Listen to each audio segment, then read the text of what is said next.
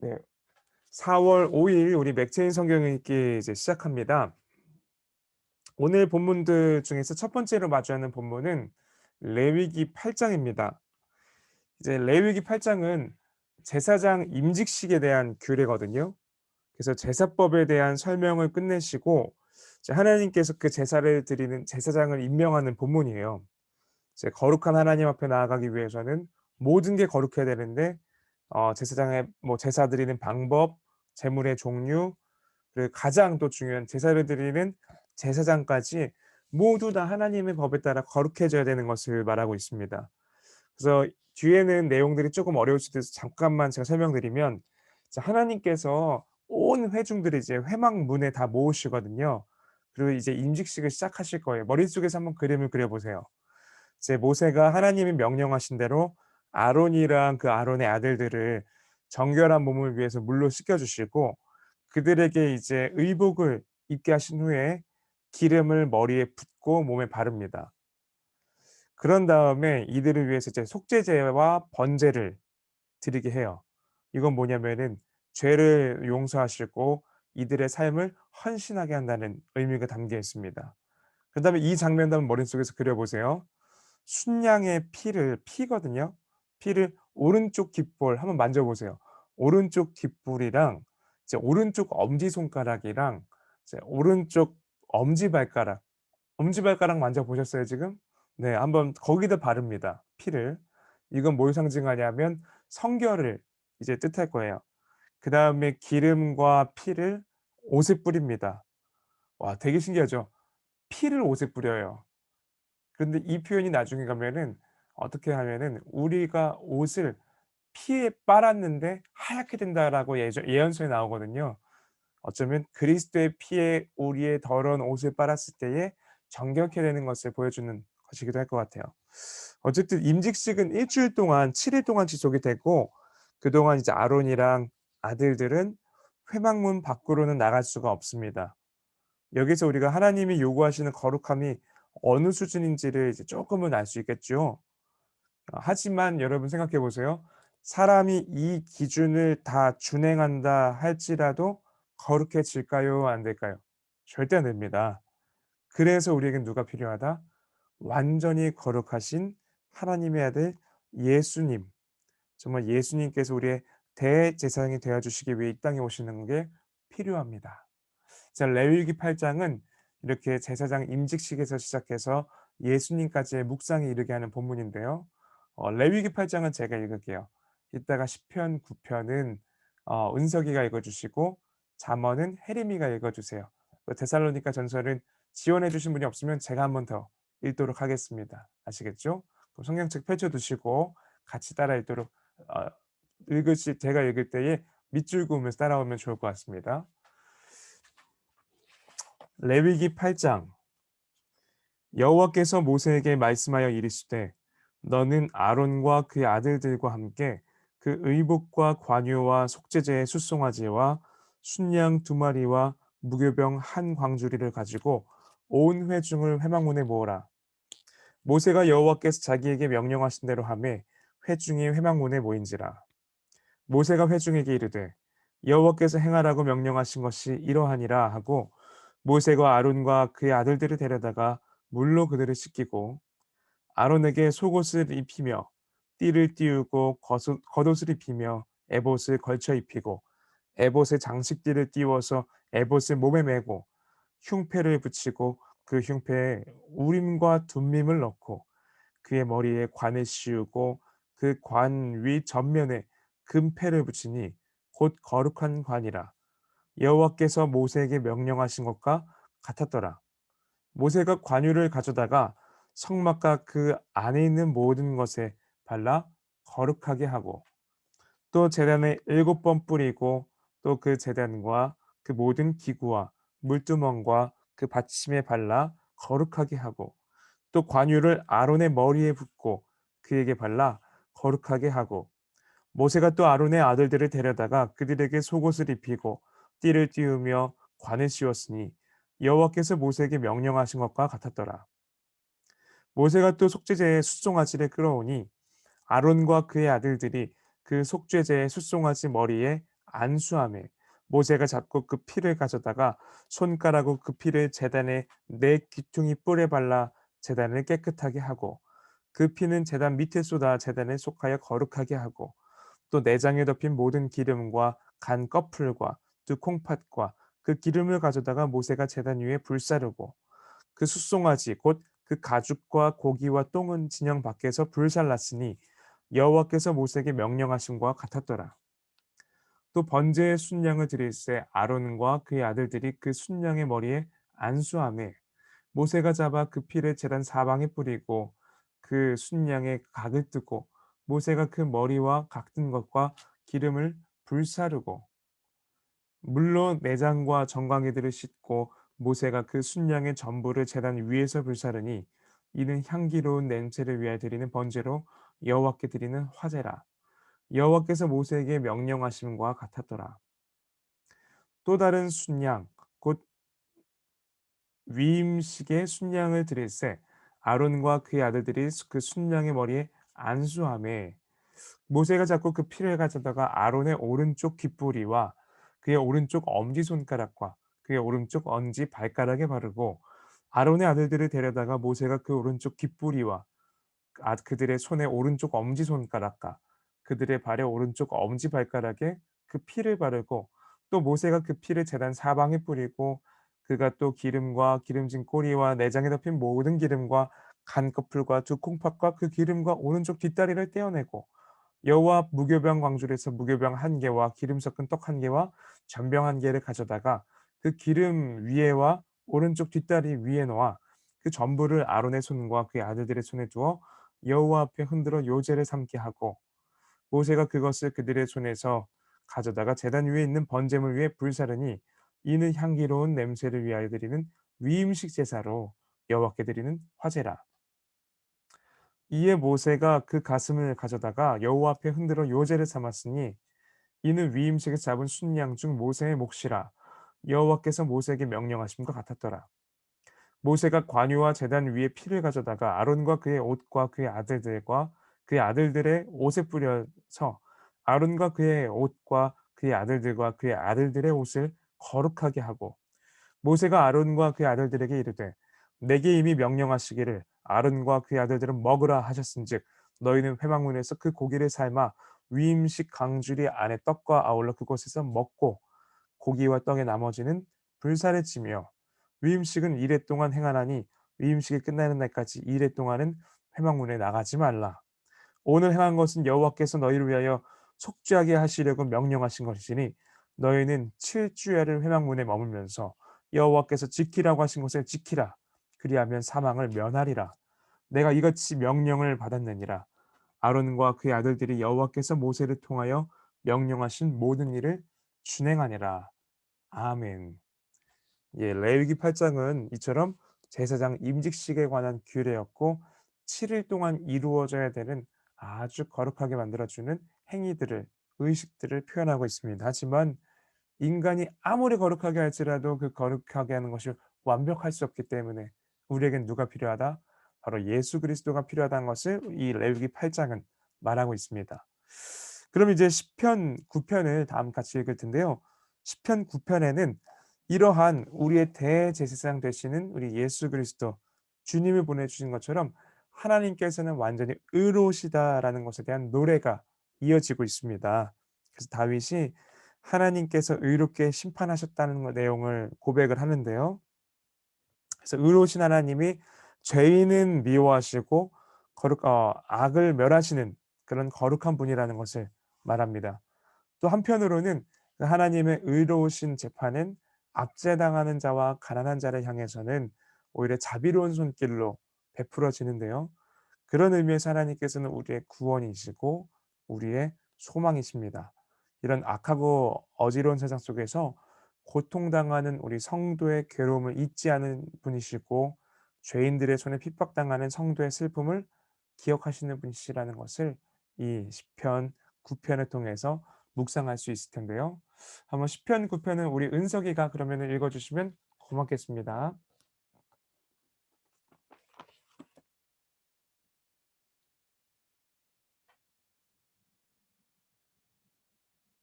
네 잠시만요. 은석이가 소리가 안 나거든요.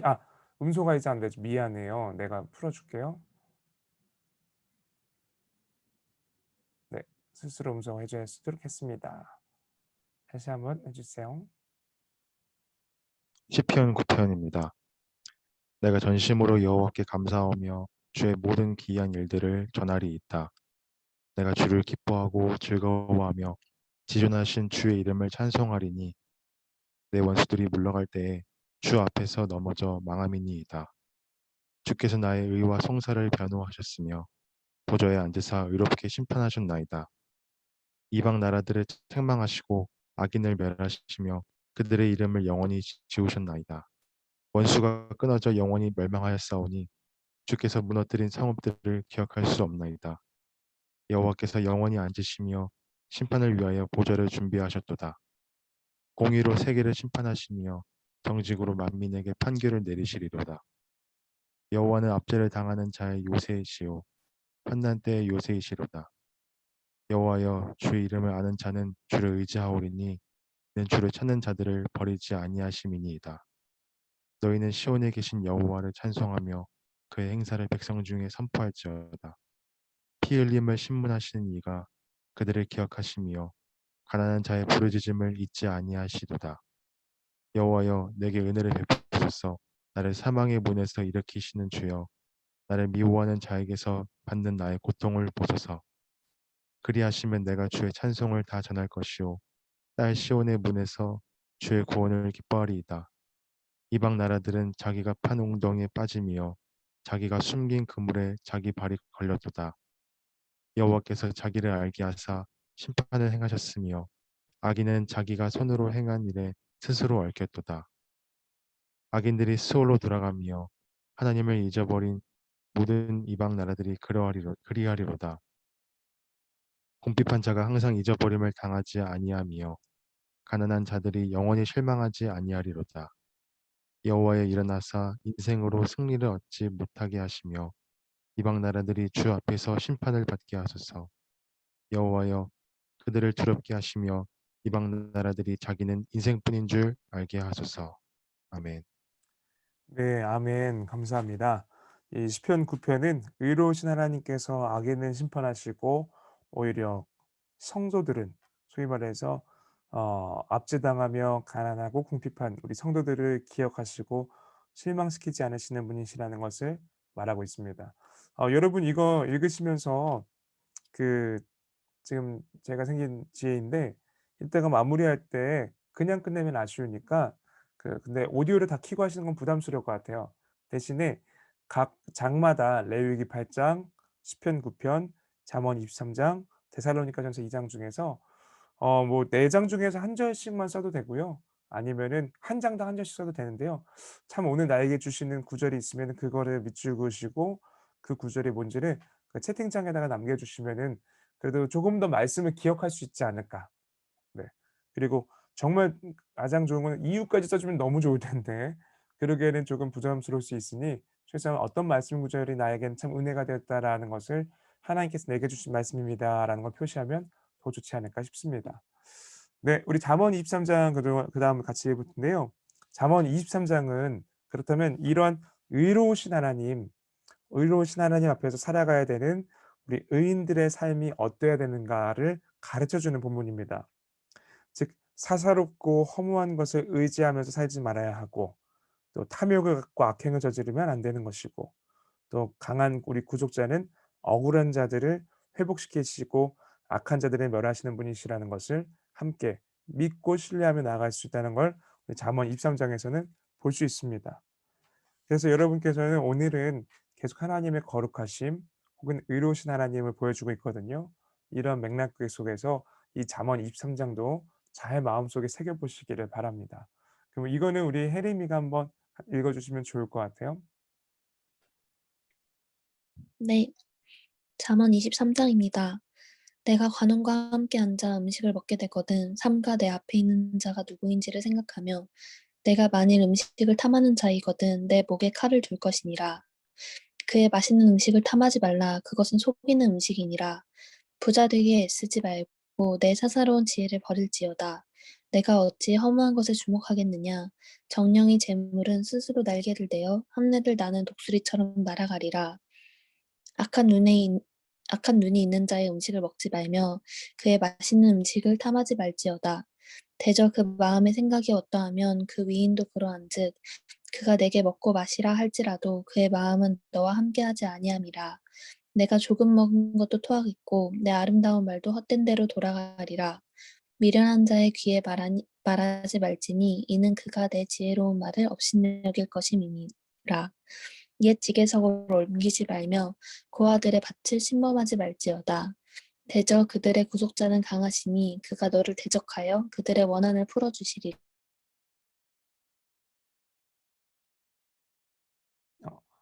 혜림이 목소리 지금 끊겼거든요. 그 원한을 풀어. 빗으로 때리면 네, 12절부터 다시 한번 읽어주시겠어요? 끊겼나요? 네. 네, 네. 훈계에 착심하며 지식의 말씀에 귀를 기울이라. 아이를 훈계하지 아니하려고 하지 말라. 채찍으로 그를 때릴지라도 그가 죽지 아니하리라. 내가 그를 채찍으로 때리면 그의 영혼을 수월에서 구원하리라. 내 아들아, 만일 내 마음이 지혜로우면 나 곧 내 마음이 즐겁겠고, 만일 내 입술이 정직을 말하면 내 속이 유쾌하리라. 내 마음으로 죄인의 형통을 부러워하지 말고 항상 여호와를 경외하라. 정령이 내 장래가 있겠고 내 소망이 끊어지지 아니하리라. 내 아들아, 너는 듣고 지혜를 얻어 내 마음을 바른 길로 인도할지니라. 술을 즐겨하는 자들과 고기를 탐하는 자들과도 더불어 사귀지 말라. 술 취하고 음식을 탐하는 자는 가난하여질 것이요 잠자기를 즐겨하는 자는 헤어진 옷을 입을 것임이니라.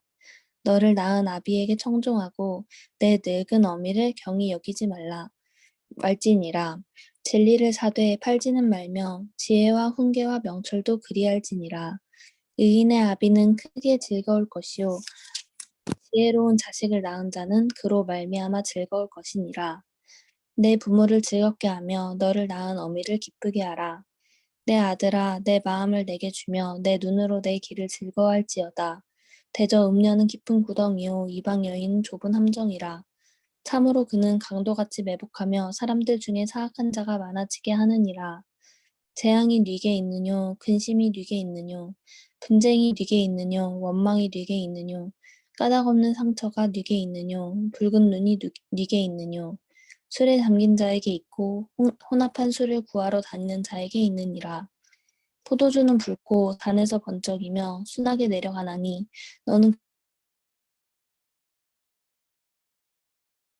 너는 그것을 보지도 말지어다. 그것이 괴이한 것이 보일 것이요. 네, 32절부터 끊겨, 다시 한번 읽어줄래요? 우리 혜림이. 네.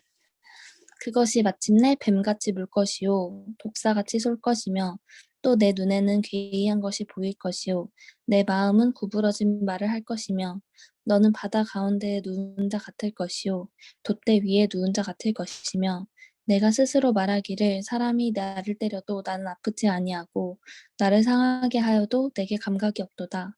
내가 언제나 깰까 다시 술을 찾겠다 하리라. 아멘. 네, 아멘. 아이고, 너네가 읽는 게 훨씬 낫다, 야, 나보다. 훨씬, 야, 목소리들이 다 너무, 뭐냐, 좋다. 듣기 너무 좋네. 제가 오히려 이거를 너무 깊이 빠져서 성경을 보다 보니까 페이지를 넘기지 못했어요. 이 잠언 23장은 그 악인에 대해서 묘사를 하는데요. 특히 방금 읽으신 것처럼 술에 대해서 굉장히 많은 강조를 합니다. 그래서 우리 젊은 지체들이 이 술에 대해서 고민이 참 많죠, 그리스도인들 입장에서. 근데 저도 나중에 언젠가 한번 좀 전할 수 있으면은 아예 날 잡고 저도 전할 텐데, 이 술이라는 거에 대해서 성경은 분명히 부정적으로서 묘사하고 있음을 알 수 있습니다. 그래서 단순하게 율법적 차원으로만 다가가는 것이 아니라 그것이 너의 삶 속에서도 유익하지 않고 너의 신앙 가운데서도 윤택하지 않음을 우리가 함께 보여주고 있습니다. 어쨌든 이 잠언 23장을 통해서 의로우신 하나님 앞에서 살아가는 우리 의인들의 삶을 함께 살펴볼 수가 있고요. 마지막 데살로니가전서 2장입니다. 이 데살로니가전서 2장은 거짓 교사들의 비방에 대해서 변론하는 바울의 주장입니다. 이제 성경 펼쳐 보세요. 거짓 교사들은 바울이 간사한 속임수와 탐심 가득했던 이 아첨의 말로 데살로니가 교인들을 꾀었다고 비방합니다.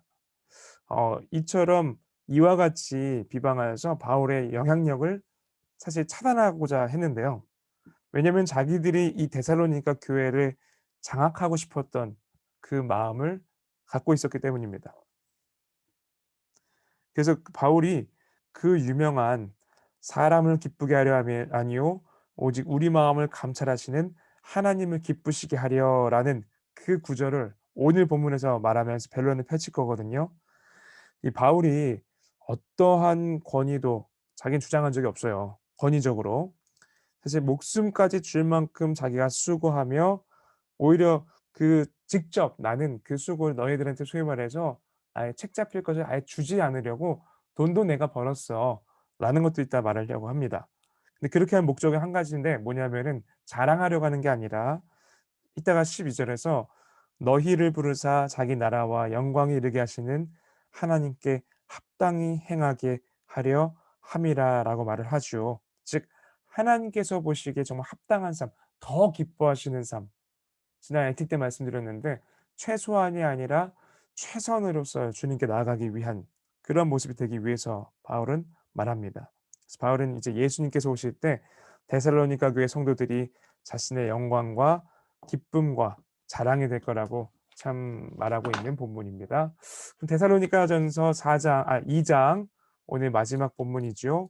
함께 읽도록 하겠습니다. 네, 데살로니가전서 2장. 형제들아 우리가 친히 우리가 너희 가운데 들어간 것이 헛되지 않은 줄을 너희가 친히 아나니 너희가 아는 바와 같이 우리가 먼저 빌립보에서 고난과 능욕을 당하였으나 우리 하나님을 힘입어 많은 싸움 중에 하나님의 복음을 너희에게 전하였노라. 우리의 권면은 간사함이나 부정에서 난 것이 아니요 속임수라는 것도 아니라 오직 하나님께 옳게 여기심을 입어 복음을 위탁받았으니 우리가 이와 같이 말하면 사람을 기쁘게 하려 함이 아니요 오직 우리 마음을 감찰하시는 하나님을 기쁘시게 하려 함이라. 너희도 알거니와 우리가 아무 때에도 아첨하는 말이나 탐심의 탈에 쓰지 아니하는 것을 하나님이 증언하시느니라. 또한 우리는 너희에게서든지 다른 이에게서든지 사람에게서든 영광을 구하지 아니하였노라. 우리는 그리스도의 사도로서 마땅히 권위를 주장할 수 있으나 도리어 너희 가운데서 유순한 자가 되어 유모가 자기 자녀를 기름과 같이 하였으니 우리가 이같이 너희를 사모하여 하나님의 복음뿐 아니라 우리의 목숨까지도 너희에게 주기를 기뻐함은 너희가 우리의 사랑하는 자 됨이라. 형제들아 우리의 수고와 애쓴 것을 너희가 기억하리니 너희 아무에게도 폐를 끼치지 아니하려고 밤낮으로 일하면서 너희에게 하나님의 복음을 전하였노라. 우리가 너희 믿는 자들을 향하여 어떻게 거룩하고 옳고 흠없이 행하였는지에 대하여 너희가 증인이요 하나님도 그러하시도다. 너희도 아는 바와 같이 우리가 너희 각 사람에게 아버지가 자기 자녀에게 하듯 권면하고 위로하고 경계하노니 이는 너희를 부르사 자기 나라와 영광에 이르게 하시는 하나님께 합당히 행하게 하려 함이라. 이러므로 우리가 하나님께 끊임없이 감사함은 너희가 우리에게 들은 바 하나님의 말씀을 받을 때에 사람의 말로 받지 아니하고 하나님의 말씀으로 받음이니 진실로 그러하도다. 이 말씀이 또한 너희 믿는 자 가운데서 역사하느니라. 형제들아 너희가 그리스도 예수 안에서 유대에 있는 하나님의 교회들을 본받은 자 되었으니 그들이 유대인들에게 고난을 받음과 같이 너희도 너희 동족에게서 동일한 고난을 받았느니라. 유대인은 주 예수와 선지자들을 죽이고 우리를 쫓아내고 하나님을 기쁘시게 하지 아니하고 모든 사람에게 대적이 되어 우리가 이방인에게 말하여 구원받게 함을 그들이 금하여 자기 죄를 항상 채움에 노하심이 끝까지 그들에게 임하였느니라. 형제들아 우리가 잠시 너희를 떠난 것은 얼굴이요 마음은 아니니 너희 얼굴 보기를 열정으로 더욱 힘썼노라. 그러므로 나 바울은 한 번, 두 번 너희에게 가고자 하였으나 사탄이 우리를 막아도다. 우리의 소망이나 기쁨이나 자랑의 면류관이 무엇이냐? 그가 강림하실 때 우리 주 예수 앞에 너희가 아니냐? 너희는 우리의 영광이요 기쁨이니라. 아멘. 네, 바울의 감격이 담긴 마지막 너희는 우리의 영광이요 기쁨이니라라는 사랑 고백으로 지금 2장을 마무리하고 있죠.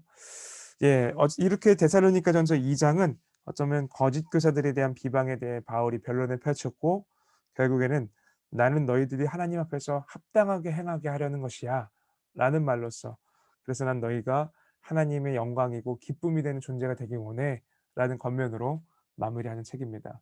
네, 일단 여기까지는 우리가 같이 녹화를 하고요.